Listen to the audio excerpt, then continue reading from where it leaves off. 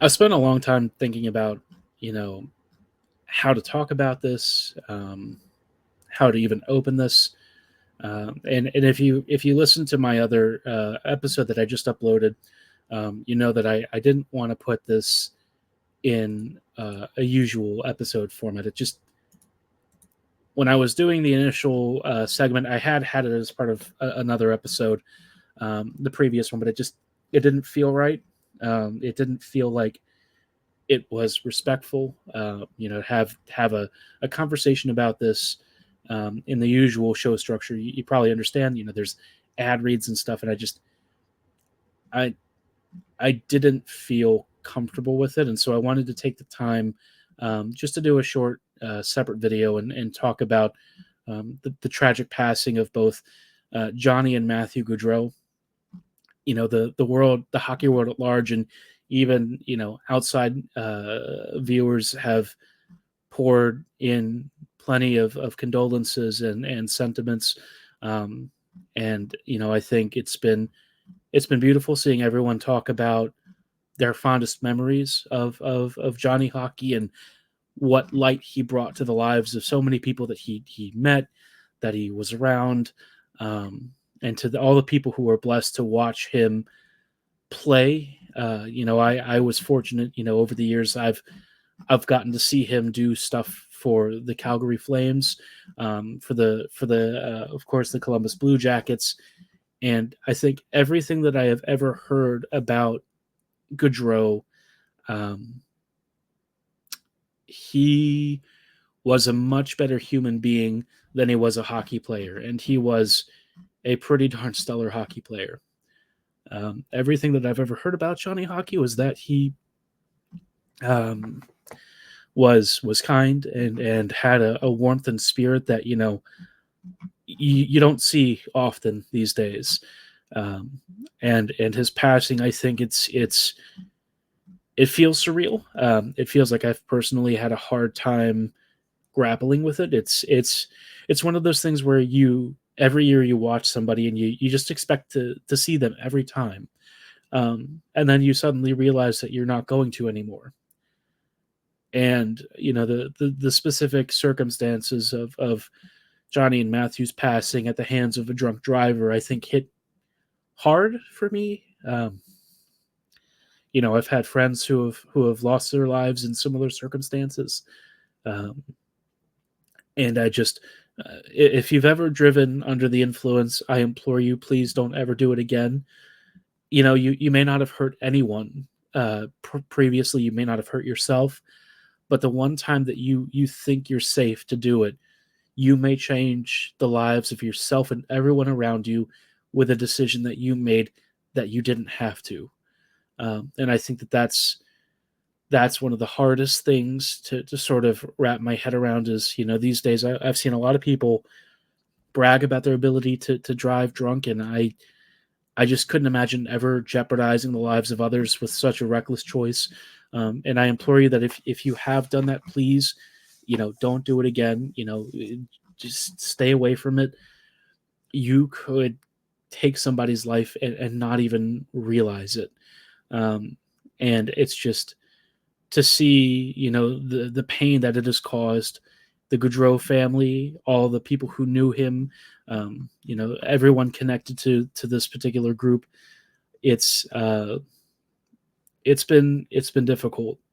Um, I didn't know the Gaudreaus personally. Some of my friends and folks I know have been in contact with the family before, and again, everything I've ever heard was how incredible this family is and how much Gaudreau, both Johnny and his brother, meant to the folks around him. And I think Johnny, following up on Line's commitment to mental health awareness and donations and stuff, I think just showed you the kind of person that he was. And everyone who met him just seemed to come away thinking that he was like the greatest thing since sliced bread. And I think it's going to take me a while to even wrap my head around him just not being there anymore.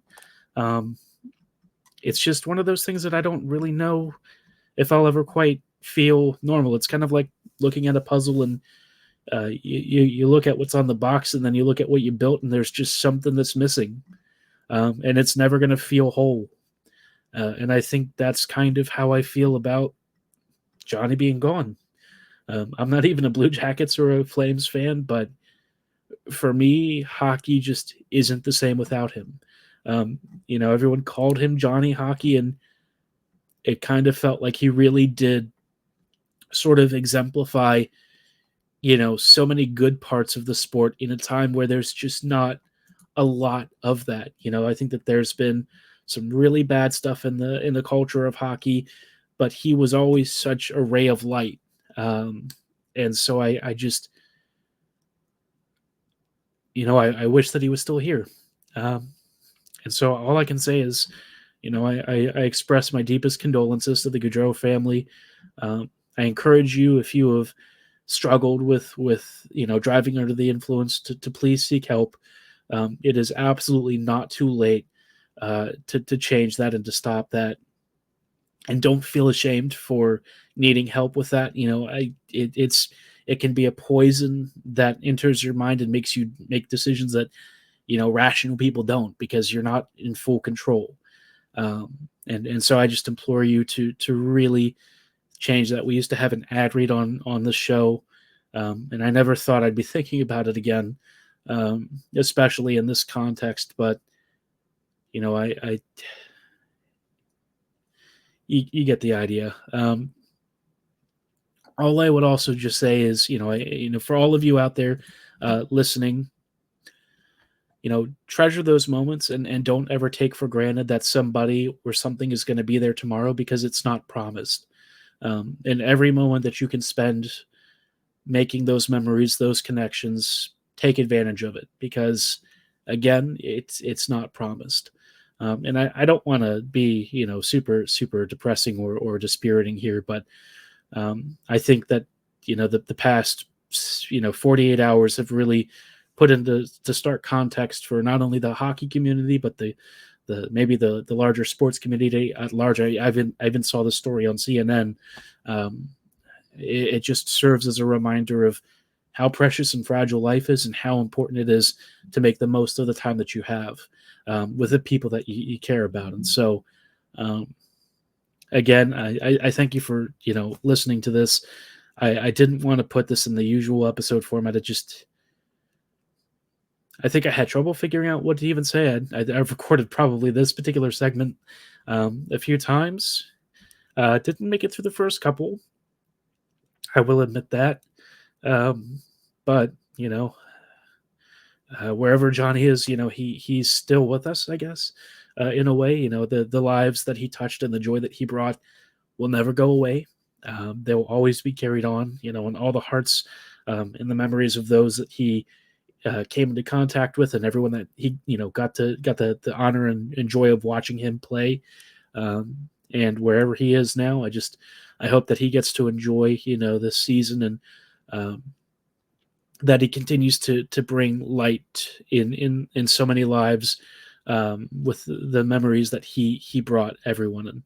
And I just I wish he was still here. And so to the family, again, I just express my deepest condolences, and to all of his friends. And again, last time I'll say this, I implore you, if you have ever driven under the influence, and you think that you may do it again, I beg you to really reconsider that decision, and even take steps to prevent yourself from doing so again. You never know when that decision could change so many lives, and you might not even realize it. So thank you so much for hearing me out here. And just know that for all of you who have had or dealt with situations like this, maybe someone has been personally victimized, or you have yourself been a victim of drunk driving, I love you, and I'm there with you. I've had friends and lost folks under similar circumstances, and so just know you're not alone, and know that I'm thinking of you. And yeah, thanks so much. Have a great night, and we'll see you here next week.